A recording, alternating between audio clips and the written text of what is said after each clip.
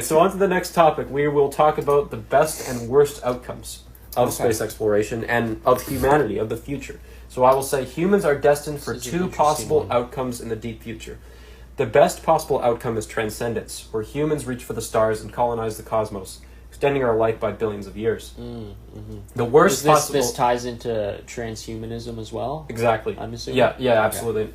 The worst possible outcome is collapse, where humans fall into the dirt, eternally dissipating and never seeing the true potential of our species. Right. The choice is ours. Right. Do we want to transcend through space exploration or collapse in the dirt of a dying Earth? Yeah. This is what makes space exploration so vital for the human race. Yeah. So how do we discuss this? That's the thing, right? Yeah. As we mentioned at the start, without space exploration taking off at some point, we are inevitably going to all die here on Earth at some point. Whether that's when the Earth actually ends or whether that's much sooner because of some brought about internal catastrophe or natural catastrophe, that would remain to be seen. But if we do truly care about preserving the human race into the deep future, we will have to turn to space travel, interplanetary colonization at some point. Yeah, and it will be a very tough challenge, and many humans will die, and as we know, there will be many disasters. But think of the disaster at the end. Will we go extinct if we stay on Earth? Because Earth is a ticking time bomb. It's a very slow ticking time bomb, but it will die one day. Well, I think there's this existential dread almost to the question, right? Like there's already this existentialism and nihilism that a lot of people face when approaching the idea of death. Something about that we can console ourselves with, even in the possibility of death, is the idea that we may be remembered, that other humans around us will live on, that even if when we die, there will be some greater purpose that humanity keeps striving towards. The real existential fear comes in when you take all of that away. When you say, well, what if everyone dies? What if there's nothing left? What if there's actually no point to any of this and we all just kill ourselves in nuclear catastrophe? Yeah. And it was all for nothing. Like, and that's the truly terrifying thing about the possibility of extinction. Especially if you buy into the notion that humans are unique, are special in our elevated consciousness. We are at least here on Earth. That much is clear. It remains to be seen if that holds true throughout the galaxy and the universe. It probably not. But, well, that's where the debate we have to have is, what does it mean to be human? Like, humans, we have our own perception of reality, but reality is just what we can perceive. Yes. In quote-unquote reality, actual reality, which we can't even comprehend. You technically, this is something interesting philosophically. You can't actually prove anything about actual reality. You can only prove based on your perceived reality, which... Exactly. As unlikely it is that simulated, it's possible. And our brains are very restricted. We cannot comprehend. But if reality is just what we can see, touch, taste, whatever, all the senses, then what is reality? Is it just something that we make up? Yeah, is it... Isn't it an illusion? Is it purely material? Is it a conscious fabrication? Is it simulated? Yeah. Yeah. And I had an existential crisis earlier this year, and it was pretty wild. But we're still standing here. Everyone goes through one. If you don't go through one, you're probably not a very deep thinking person. Because imagine being given a life, right? That's right, guys. Just go on. Have your existential crises. Go on. That's the whole moral. That's the point. That's the moral of this podcast. Actually, if you're having an existential crisis, embrace it. No, if you're not having an existential crisis, you need to start having one. You need to start having one immediately, or else send help. If this episode doesn't give you an existential crisis... If this episode does not give you an existential crisis, you need to go see immediate mental health. Help. But yes, that is that is what we're building. Back to the topic back to what we're saying. Yes. So what were we talking about again? I blanked. It was the best and worst possible outcomes. The future outcomes for human civilization. Yeah. Okay. What's going to happen? So the main fourth... Is AI going to take over? Well, speaking of that, the four main threats to civilization as we know it are: number 1, nuclear war; number 2, climate change; number 3, biotechnology; and number 4, AI. So let's rank the 4 on Oh, which one on which ones are the most dangerous. Are the most dangerous. That okay. Let's try that. I think in terms of just most immediate threats, I think AI is number one for me. I think nuclear catastrophe is number two, and then you said bioweapons, Biotechnology. biowarfare. Is that kind of what you're getting at? Yeah, it's like biotechnology is okay. technology that utilize biological systems to create different products, basically. Yeah. Okay. I'd put that at number three, and then I think climate change is the least worrying of the four, at least in the immediate future, and also probably not for the reason most people think. Most people are concerned about the immediate threat of global warming, which is somewhat understandable. I personally don't perceive it as much of a threat as most people do. I think the bigger threat is what will happen when the Holocene actually ends and we fall into a period of global cooling. Because historically, after every 10,000 years or so, you get a period of 100,000 years of ice age on the Earth, right? Yeah, we are projected to have an ice age. Once we are overdue for the end of the Holocene and the continuation of this latest ice age. And historically, whenever that happens, there's always a period of mass extinction. And this would obviously hold catastrophic implications for humanity, for civilization, especially for more agrarian societies. It'd be very difficult. I don't think it would wipe us out completely. I think we would find a way to continue, but it would pose a very serious threat, and I think many people would die. And that is the reason it's number 4 for me and not any higher, because I think that is the one scenario which we could realistically still get out of and continue as a species. Yeah, and I think in the event of something like nuclear war, that's not going to be the case. Yeah. I think we're all going to die. Yeah, which is quite obvious just by the name nuclear war. Yeah, I mean, yeah. we're going to die because of their nuclear weapons. No one wins a nuclear war. It's true. It's true. So that's the exact thing that's the exact thing you were saying. And also, I'm going to do my rankings now. Okay, let's hear it. So number 1 for me, I've got AI. I agree with you. I think AI is one of the biggest threats to humanity. And because of this one simple fact that I found out literally yesterday, and I found out that 90% of internet content will be AI generated by next year. Okay, and interestingly, I want to expand on that. I've heard that stat.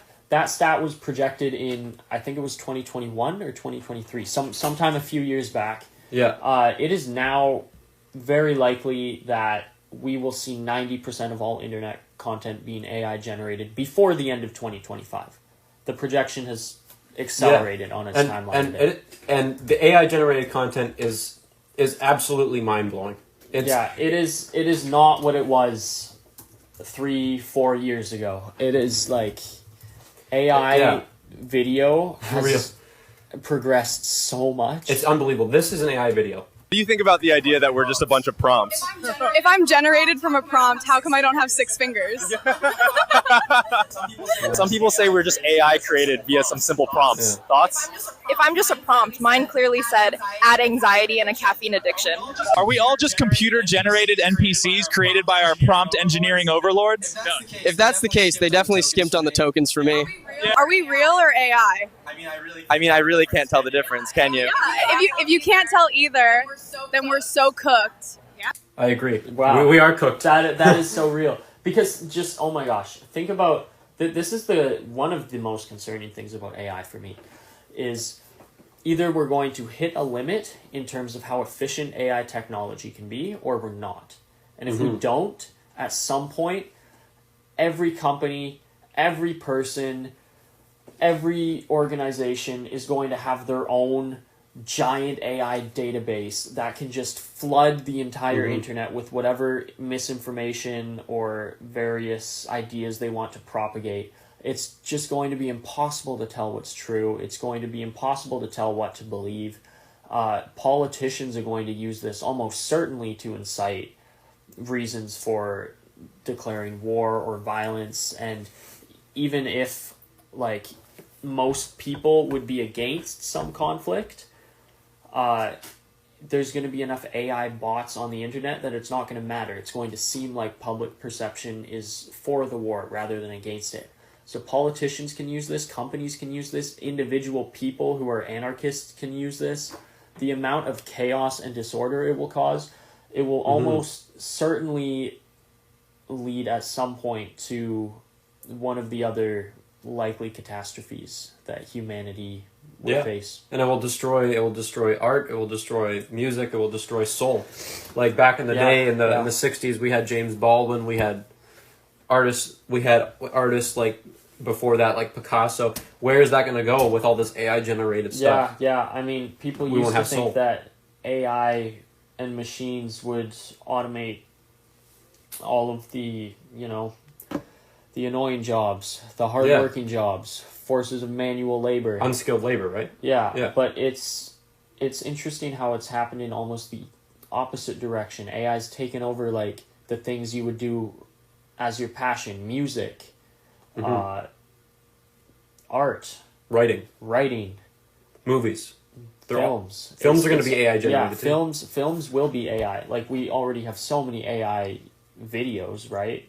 Mm-hmm. It's only going to be so long before that happens, right? Yeah, exactly. And it's I mean, think about it. If you're a company that makes films and you can either produce like a film every 2 years with this giant team of people you all have to pay and all these actors that you have to pay, or you can pump out a film every day with AI. Like, if the technology gets efficient and affordable, that's what's going to happen. And the world is going to be so flooded by this unprecedented amount of content and automated generative stuff. It's just... It's going to be unbelievable. And that's why I think it's the number one threat. And speaking of threats, let's move on to the number two. Number two. So I disagree with you on one thing. I think climate change is our second biggest threat, because we are projected to heat the Earth. If we look at this graph here, look at this. Look at the heating of the Earth due to carbon emissions. It is rising and rising. Yeah. And I believe I saw a study that says we are projected to heat the Earth by 12 degrees Celsius in the next 50 years if we continue our trajectory of carbon emissions as a global society. 12 degrees Celsius. Yes, sir. By 2050. I had not... Sorry, in 50 years. Not by 2050. In 50 years. Yeah, in 50 years. That's still ridiculously faster than I had been aware. Yeah, I'm pretty sure I saw that. I would have to check that again. I'd be curious if you could find the study. I'm not sure. I would have to find it. Because that might change some of my rankings if that's true. I don't. It's going to be hard to find it. I saw it on Melody Sheep, right? Yeah. I saw it on one of his videos, and I don't know exactly what the study was. I can probably pull up his channel and try to find it. Yeah.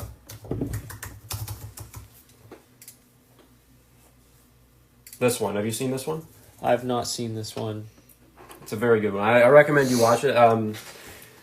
For anyone who doesn't know, Melody Sheep is a filmmaker who makes videos on space exploration, which is exactly what we're doing right now. We're not making a video, but we're discussing it. We're not as good as him. Okay. Yeah, we're not actually making. Well, we could just get AI to generate something over top of all this. Right? Oh yeah, 100%. Yeah, AI. Yeah, next year we're gonna make an AI channel. Absolutely.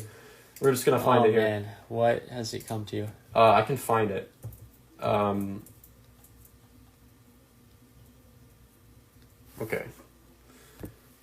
Okay, we're looking for it right now. I believe it's...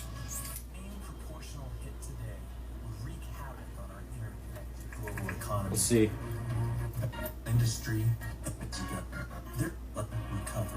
I don't know if I'm going to be able to find this very fast. Okay. But you get the point, right? Okay. Get the point. Let's put this to the side for now. Let's put this individual stat. I'm pretty sure I will just assume, for the sake of argument, that you're correct. Yes, I swear to God I saw that. But even if that stat is not true, there's so much other data out there to prove that the climate crisis is an immediate threat. Mm-hmm. And it's a keyword, immediate threat. It is not something that we may not have to worry about as much a billion years into the future if we live that long, right? Mm-hmm. So that's why I think we need to tackle the immediate threats before we move on to the long-term threats. Yes. Such as, I think biotechnology is more of a long-term threat Yeah. However, Yeah. However, none of these four threats are really that much long term. They're all immediate. I mean, think about They're all nuclear war. fairly immediate. And speaking of nuclear war, being the next one, I'm assuming that's nuclear war is like definitely third? the next one. Yeah. 3. So obviously, there's war in the Middle East. There's war in Ukraine. There's war. Yeah. Where is there not war? Right? There's war in there's Well, invasion in Taiwan. Israel just issued a missile strike on Iran, right? And that's going to rise tensions, and there's going to be Trump's talking about potentially invading Iran. I don't know how much you've heard about that. I've definitely heard about it, and that's gonna provoke something. It's scary. Yeah. It's scary. And again, as we've said, no one wins a nuclear war, and we're all gonna die if there's a nuclear war. It's that simple. That's just how it's gonna We've go. all, except the politicians who will hide out in bunkers. Yeah, you can't really attack any country with nuclear warheads, because if you do, even if they know, okay, well, we're all dead anyway, they're just like, okay, might as well kill them all too, right? That's what's gonna happen. And the civilians might not think that, depending on their views of morality. I don't know, but the politicians almost certainly will do that in every scenario. They'll protect themselves. Yeah. Yeah, exactly. So that's my third, and fourth would be biotechnology. Right. I think biotechnology, although it does utilize biological systems and living organisms to create different products, which, I mean, could be harmful if we think about it. I mean, like, what does it really do? I don't think it's like. I think if we're looking at stuff like biological warfare, Yeah, I think that's what they're which I think is what this particular topic is getting at. Yeah. That definitely poses dangers, but it poses the most danger in tandem with some other threats, like take AI for instance. Yeah. Well, it could like, yeah, exactly. So I think what biotechnology, what they mean is, I think people can create viruses. Biotechnology. I know. That's what it is. Yeah. Like, at the worst That's stage, biowarfare. that's biowarfare. So that is a threat, but I don't think it's as big of a threat as nuclear war, climate change. Yes. It's a threat, but it's not. It's likely not the most immediate danger. And Yes. I think, like I was about to say, in tandem with AI, I want to circle back to AI actually, because I don't know if you've heard this. There was recently somebody, very prominent AI scientist, I forget his name. Some have considered him like the godfather of AI. He predicted that there was a roughly 50% chance that humans find ourselves extinct due to AI by the year 2050. He thinks this is going in a completely insane direction. And he did it anyway.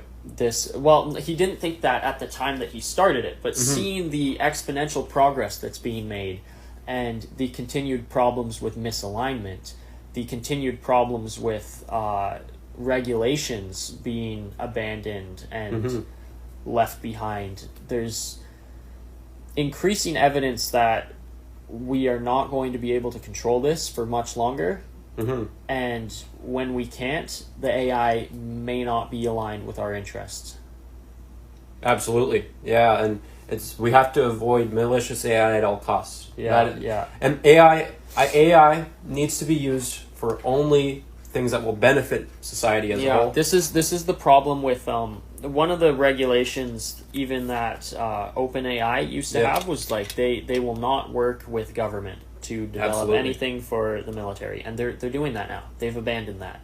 They're working directly with the U.S. government to create new AI models, potentially to be used with military implications. China is doing the same. It's insane. And this is the problem when you bring geopolitics into the equation. It's no longer about just humanity trying to deal with AI. It's about two countries weighing the ups and downs of having the better AI system over the other, even if that means risking potential extinction, right? Yeah, like the world leaders do not care about our long-term survival. It's very clear. Well, they might care, but they just think about the risks differently. Like the leaders in the U.S. government would say that even if AI is posing this substantial risk to human existence and to civilization, it's better to go ahead and keep accelerating development, even if we have less and less control over it, because at least we'll have the better system than China, right? Yeah, it's all about competition. At least it won't be China who ends the Yeah. world. At least it will be our AI that does that. And Yeah. it's a very short-sighted impulse, but it's very difficult when you have this sort of mutual standoff between two countries to get one to back down first on the promise that the other one will too. Because there's no incentive in the immediate short term for either country to do that first.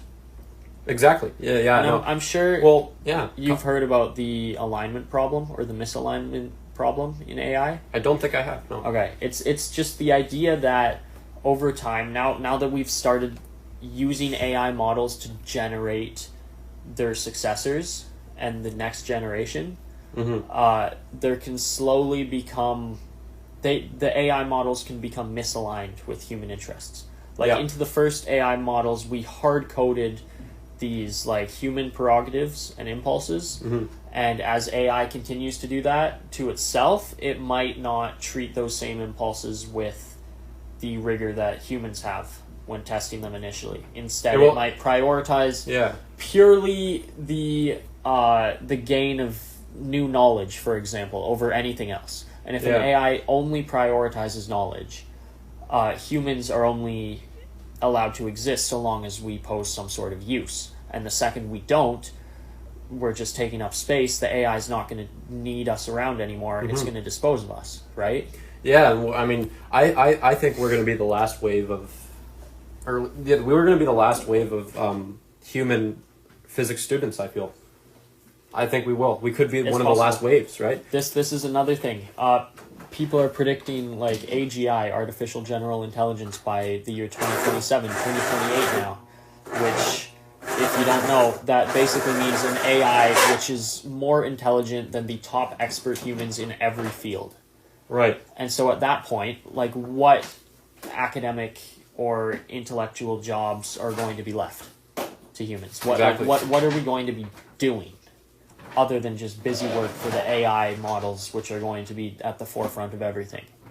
Yeah, it's going to be pointless for humans to research science because AI is going to do all of it. Like AI keeps passing every new benchmark that we throw at it before we can even adjust for the new benchmarks. I think it has pros and cons. It's a fantastic tool for efficiency, but it just takes away the wonder of space exploration that humans do.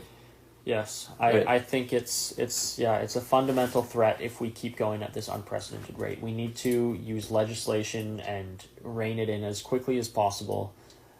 We need to, I think the first step would be to get U.S.-Chinese relations working more productively, because only then, if the leaders of those countries can meet and agree about this urgent need to stop the continued acceleration and development of AI, can we get a scenario where both countries start to slow down, impose more regulations, step humans back into control.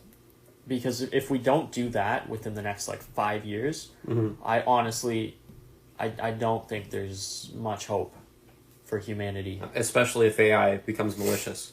Then it's... which it won't be malicious, I don't think. I think it will just have different interests than humans, and at some point it's not going to see humans as necessary to fulfill those interests. Yeah, well, do you think we're going to see robots or androids very soon? Complicated replicas? I don't know. I don't know if I'm worried about robotics in the same way.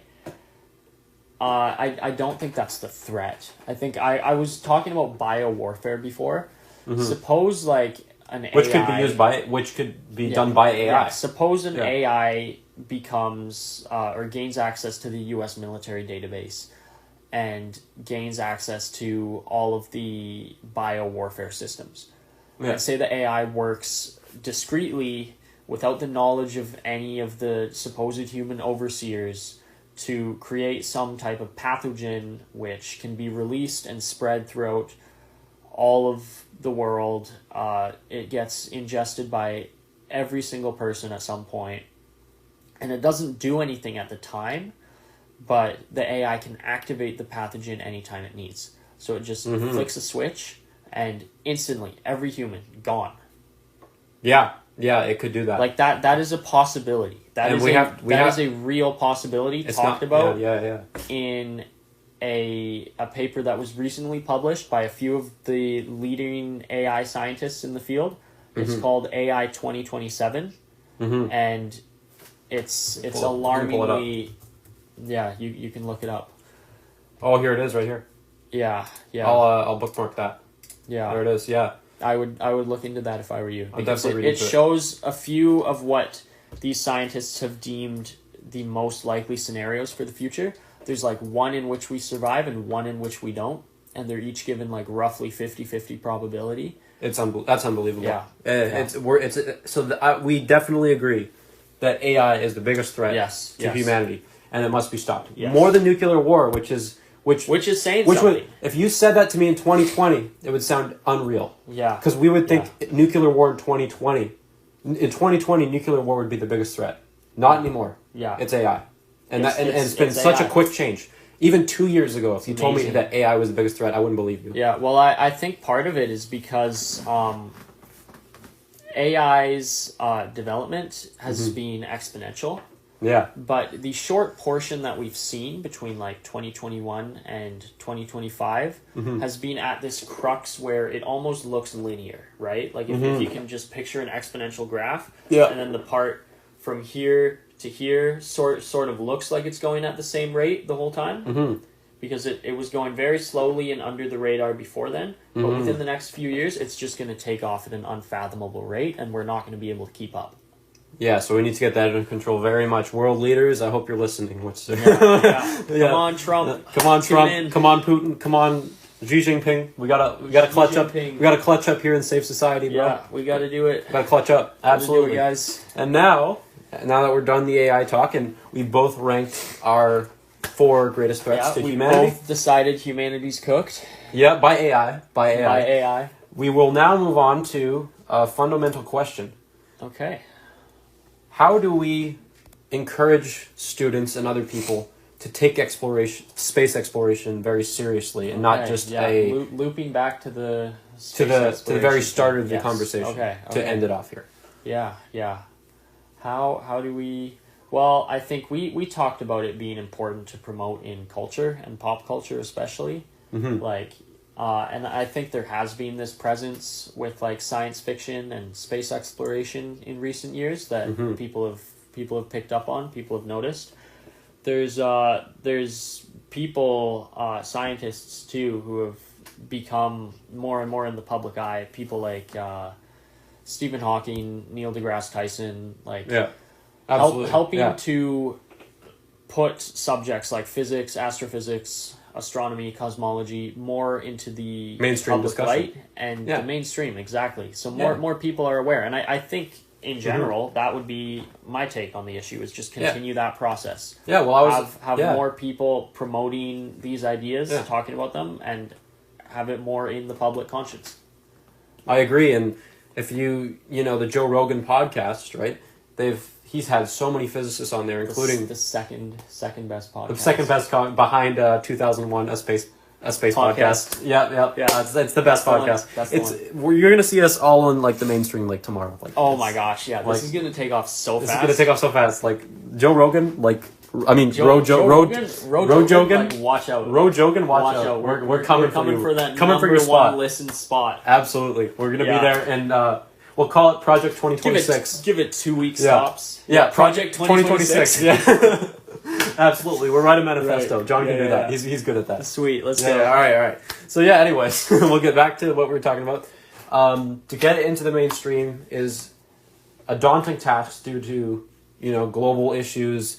Yeah, it's true. I mean, Bright- there's other yeah. stuff that Yeah, has to be Stuff there, like- obviously. yeah, right? like Take an precedence. AI and brain rot, that kind of stuff. Yeah, of course. That- You gotta have room for the TikTok brain rot. Yeah, exactly. But we need to Maybe that's the answer. yeah. We need physics brain rot Physics brain on rot TikTok. to hook people onto physics, Exactly. and then we get them Exactly. listening to actual intellectuals. That might be the answer. I think we're cooking here. That might be the I answer. think we're cooking. So if you hear that, anyone is listening, Oh no. No, it's fine. No one's gonna listen. no one's gonna listen. We're all good. We're all good. But yeah, no, that was a very productive discussion, Yeah. We are clocking in on almost thought an we hour. went well. Yeah, Well, that is right like there. perfect. Right you there, an go. hour. The An 1 hour. hour mark. Awesome. So that was the first episode of 2001: A Space Podcast with Miguel Garcia and John Lowen. we We have been your hosts. hosts. This is and, our first episode. we don't Probably the last. probably Hopefully the last. Not, though. Hopefully not. This was We'll fun. see. This was really fun. I hope we do this again. Okay. And we will catch you guys next time. If there is one. Yeah, if we don't die due to AI, that'll be our next Okay. video. That would be our next video. Me and Alright. John in 2020 Yeah. 2030. What saying- are? Oh yeah. If anyone actually is watching this, I don't know if this is ever gonna go out on like YouTube or anything. Yeah. But if there is anyone listening, watching, feel free to leave a comment, drop a like, Drop a like, subscribe. Yeah, and yeah, leave a comment Listen- telling us what listen- other topics you want to hear about. Yeah, listen to our next episode. We would love to. We would love to hear your ideas. have some engagement with our audience. Absolutely. All right. Well, that is out. Space out. Subscribe.